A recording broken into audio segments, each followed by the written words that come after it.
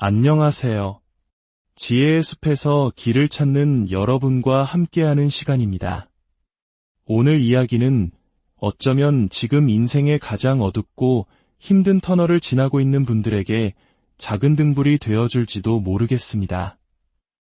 이 이야기가 여러분의 마음에 가닿아 잠시나마 위로와 새로운 관점을 선물할 수 있기를 바랍니다. 잠시 시간을 내어 이 채널을 구독하고 좋아요를 눌러주신다면 이 지혜의 빛이 더 많은 분들에게 퍼져나가는 데 큰 힘이 될 것입니다.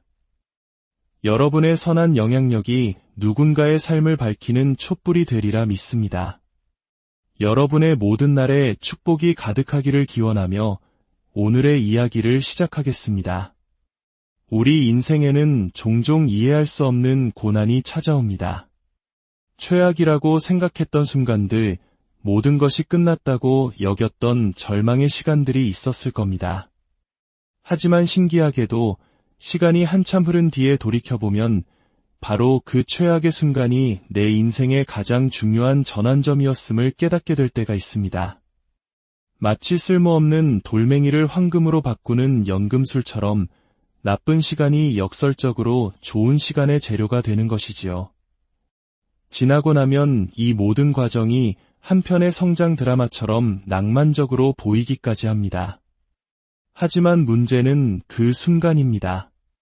거친 폭풍우가 몰아치는 바로 그 한가운데에서는 이 폭풍이 언젠가 그치고 맑은 하늘이 드러날 것이라는 사실을 믿기란 거의 불가능에 가깝습니다.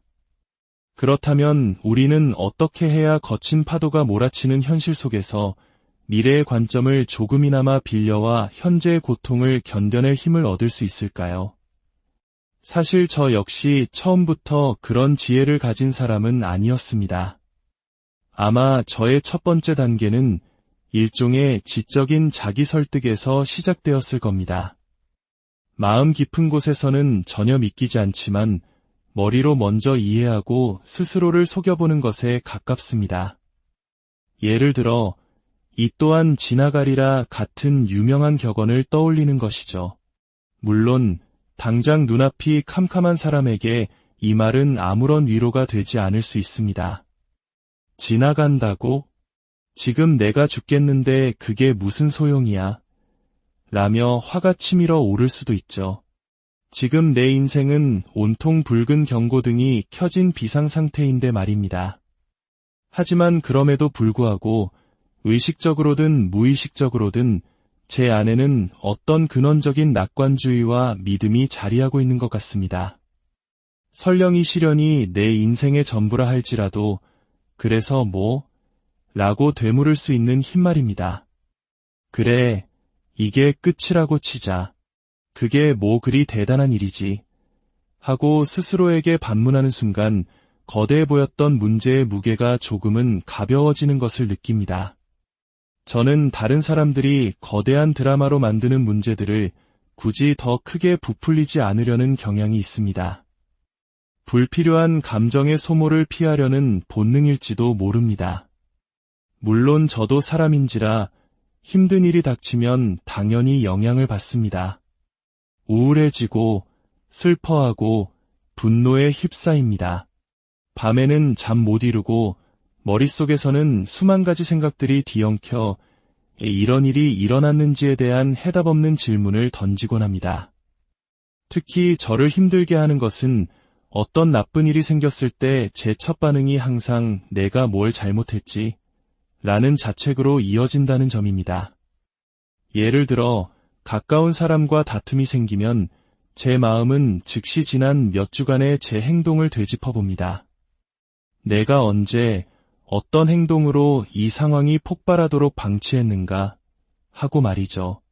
대부분의 문제는 어느 한순간 갑자기 터지는 것이 아니라 그 전에 우리가 무심코 지나쳤던 작은 신호들이 쌓여서 만들어지기 때문입니다.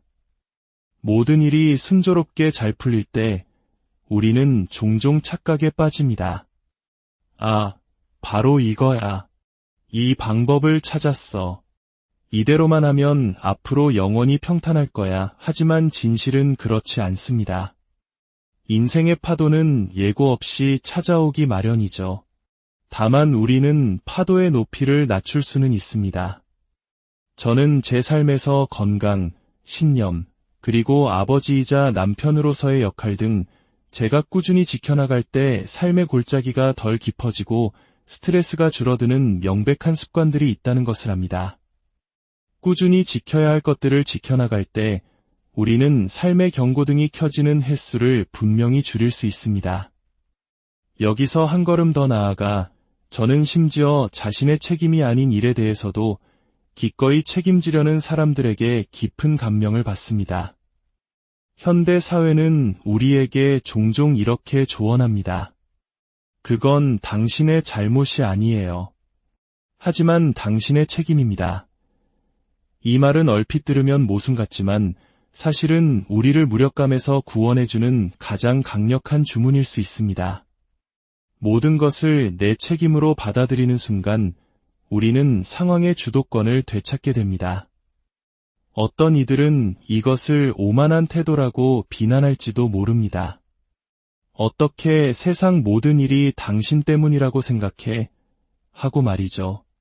하지만 저는 이것이 오히려 가장 겸허한 태도라고 생각합니다. 일이 잘못되었을 때 내가 막을 수도 있었는데 라고 생각하는 것은 반대로 말하면 나에게는 상황을 바꿀 힘이 있다고 믿는 것과 같습니다. 설령 다른 사람이 당신이 망친 일에 대해 왜 그렇게 큰 의미를 부여해? 라고 비웃는다 해도 그 책임감이야말로 우리를 앞으로 나아가게 하는 동력이 됩니다. 위기의 순간에 우리가 기억해야 할 긍정적인 측면은 무엇일까요? 아니면 그저 그 시간이 지나가기만을 묵묵히 견뎌내야 할까요? 만약 우리가 시간 여행을 해서 고통받는 현재의 나에게 미래의 관점을 선물할 수 있다면 얼마나 좋을까요? 하지만 우리는 알고 있습니다. 또 다른 힘든 순간이 찾아오면 우리는 어김없이 거대한 파도에 휩쓸릴 것이라는 사실을요. 그래서 저는 두 가지를 동시에 추구하는 춤을 춥니다. 우리는 위기가 닥쳤을 때 곧바로 이 또한 지나가리라며 객관적인 관점으로 점프할 수는 없습니다. 그렇게 하면 문제의 핵심을 회피하게 될 뿐입니다. 먼저 그 감정을 온전히 느끼고 마주해야 합니다. 하지만 신기하게도 저는 최악의 상황에 처했을 때 오히려 웃음이 터져나오는 순간을 자주 경험합니다. 그 엉망진창인 상황 속에서 피식 웃음이 나오기 시작하면 오히려 그 상황을 더 잘 다룰 수 있게 된다는 것을 깨달았습니다. 이거 정말 장난 아니네라며 헛웃음을 짓는 순간 문제와 나 사이에 작은 틈이 생깁니다. 그리고 객관적으로 스스로를 바라보며 이런 질문을 던집니다. 어차피 우린 언젠가 다 죽을 텐데 이게 그렇게까지 심각한 일인가? 이 생각은 저를 극한의 긴장에서 풀어주고 문제의 크기를 상대적으로 줄여줍니다. 또한 머릿속에 이런 생각이 스칩니다. 지금은 죽을 마디지만 언젠가 이날을 떠올리며 정말 멋진 이야기 하나가 생기겠군. 저는 이렇게 미래의 한 시점으로 저를 던져놓음으로써 현재의 고통을 조금이나마 완화시킬 힘을 얻습니다. 마치 미래의 내가 현재의 나를 보며 힘들지? 하지만 결국 괜찮아질 거야 라며 웃어주는 모습을 상상하는 것과 같습니다. 이것은 결국 믿음의 문제입니다. 중요한 발표를 앞두고 극도로 긴장될 때 저는 스스로에게 속삭입니다. 어차피 넌 언젠가 죽어. 그러면 신기하게도 마음이 편안해집니다. 반대로 너무 아니라고 나태해져 있을 때는 이렇게 말합니다. 내가 지금부터 하고 말하는 것들은 내가 죽은 뒤에도 남을 거야. 그러니 정신 똑바로 차리고 제대로 해. 이처럼 상황에 따라 스스로를 다독이기도 하고 채찍질하기도 하는 균형 감각이 중요합니다. 고대 철학자 아리스토텔레스가 말한 황금률처럼 말이죠. 저는 유머 감각을 우리의 기본 감정으로 설정해야 한다고 생각합니다. 어떻게 반응해야 할지 모를 때, 어떤 의견을 가져야 할지 확신이 서지 않을 때 일단 웃음으로 반응하는 것입니다. 많은 사람들은 이것이 상황을 가볍게 여기는 무신경한 태도라고 오해합니다. 이 길을 마주하고 웃는 것은 그 고통의 무게를 존중하지 않는 것이라고 생각하죠. 하지만 저는 이 생각에 전적으로 반대합니다. 사람들은 종종 심각함 속에서만 진정성을 찾으려 합니다. 마치 고통받는 사람 앞에서 웃는 것은 그의 고통을 조롱하는 행위라고 여기는 것처럼 말이죠. 하지만 이것은 오해입니다. 특히 피할 수 없는 불가항력적인 상황에 닥쳤을 때 저는 더 빨리 웃음을 터뜨립니다. 내가 가진 자원으로 도저히 해결할 수 없는 문제에 부딪혔을 때 웃음은 제가 계속 눈을 뜨고 해결책을 찾을 수 있게 해주는 유일한 생존 전략이 됩니다. 때로는 더 열심히 노력하고 더 애쓰는 것만이 능사가 아닐 때가 있습니다. 벽에 머리를 계속 부딪히는 것만이 유일한 해결책은 아닙니다. 때로는 한 걸음 물러나 웃으며 좋아하는 음료를 한 잔 마시고 쏟아지는 빗방울 사이를 춤추며 빠져나가는 지혜가 필요합니다. 어쩌면 내가 피투성이가 되도록 머리를 박고 있던 그 벽 옆에 내 주머니 속열쇠로 열 수 있는 문이 있었을지도 모르는 일입니다. 물론 진지함은 중요한 가치입니다. 저 또한 제가 하는 모든 일에 매우 진지하게 임합니다. 하지만 그 진지함이 지나치면 우리는 경직되고 뻣뻣해집니다. 바람에 흔들리지 않는 나무는 가장 먼저 부러지기 마련입니다. 우리가 하는 일을 사랑하고 계속해 나가고 싶다면 우리는 더 유연하고 탄력적이어야 합니다. 유머는 바로 이 균형을 잡아주는 아주 멋진 무게추 역할을 합니다. 저는 이렇게 표현하고 싶습니다.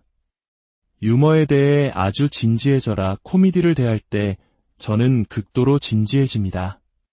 나 자신에 대해 진지한 만큼 내가 모르는 것, 내가 할 수 없는 것에 대해서도 진지하게 받아들입니다. 나는 이것을 모른다는 사실에 대해 진지해지고 이 상황은 웃기다, 혹은 언젠가 웃긴 이야기가 될 것이다 라는 가능성에 대해 진지해지는 것입니다. 우리는 유머 감각을 진지함이라는 바구니에서 꺼내 가벼움이라는 다른 바구니에 담을 필요가 없습니다. 유머는 그저 압박감에서 벗어나기 위한 도피처가 아닙니다.